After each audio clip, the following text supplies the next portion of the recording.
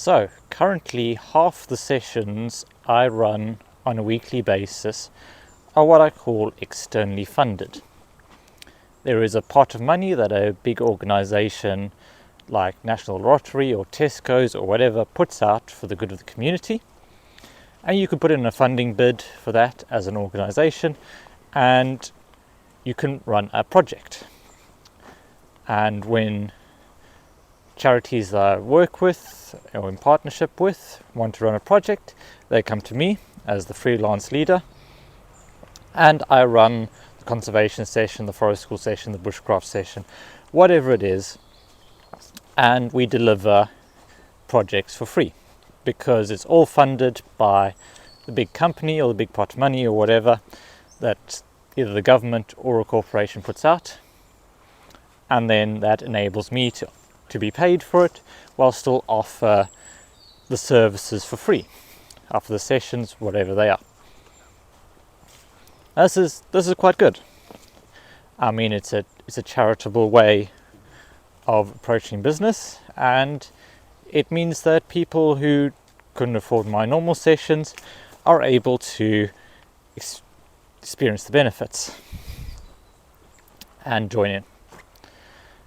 And charitable sector pay is pretty decent because most organizations will work in a good working wage for the leader into their funding application. So it's okay, we're going to pay this leader or two leaders for X number of weeks at this rate.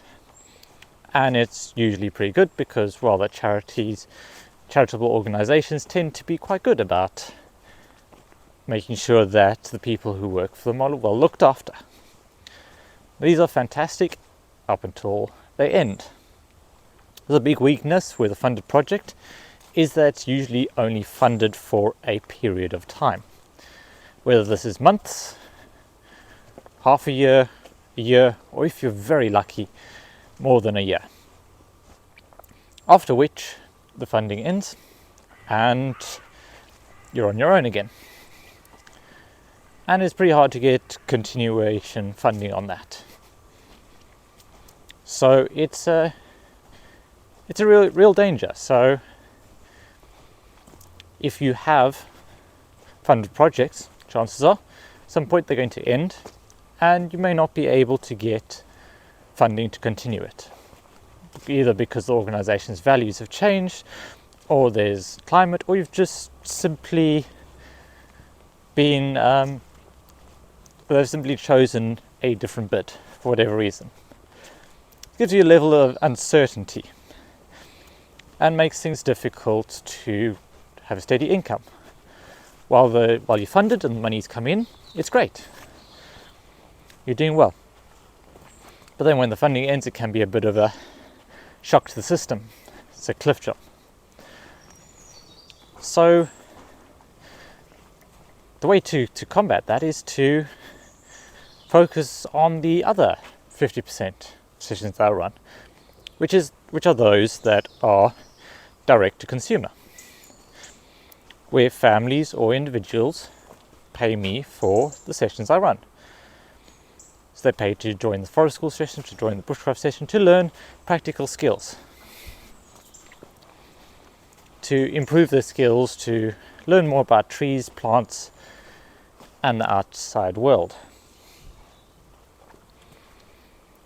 Now that's, if we say funding is a bit like electricity, a bit like a light bulb. It has two settings, on or off. No dimmer switch, it's either on, you're being showered by light, off, and you're in the dark. We can probably compare direct consumer sessions to a tap with water. So when you're just starting out, it's a bit of a drip. The drip can be steady, or can be slightly periodic. Then as you gain more people, the stream increases, and you can eventually open the faucet all the way, open the tap all the way. And there you've got a steady stream of income. It won't necessarily be as big a stream as those funded sessions, but you are dealing with multiple people, multiple sources of funds, rather than just one. If I have 10 families book onto my forest school session, I've got 10 streams of income coming in. If I run a funded project, I've got one stream of income coming in. If anything happens to that one stream of income, then my income goes from 100% to 0%. If I lose one of my forest school families, they move abroad, or they move to a different part of the country, or they just simply decide that the forest school sessions are no longer for them, I'll have lost 10% of my income. See, either way, it's still a hit. I mean, I'm not a fan of losing customers, but I know which one I'd rather have. I'd rather lose just the one customer than almost the entire day's worth of income a week. One of them is a lot easier to recover from than the other. Problem is, the everyday sessions, the direct to consumer sessions, are going to require consistent application. You're going to need to work on it pretty consistently. It's not okay, I did all the work at the start and now I get to reap the benefits.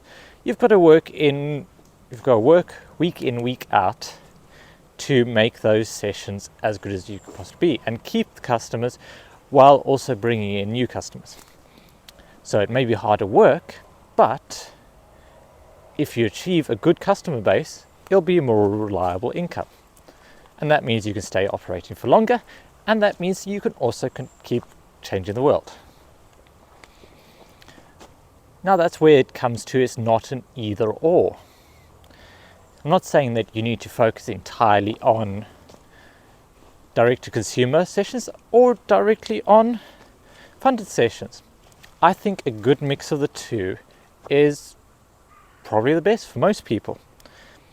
It means that you can offset the loss of pots of funding through regular sessions.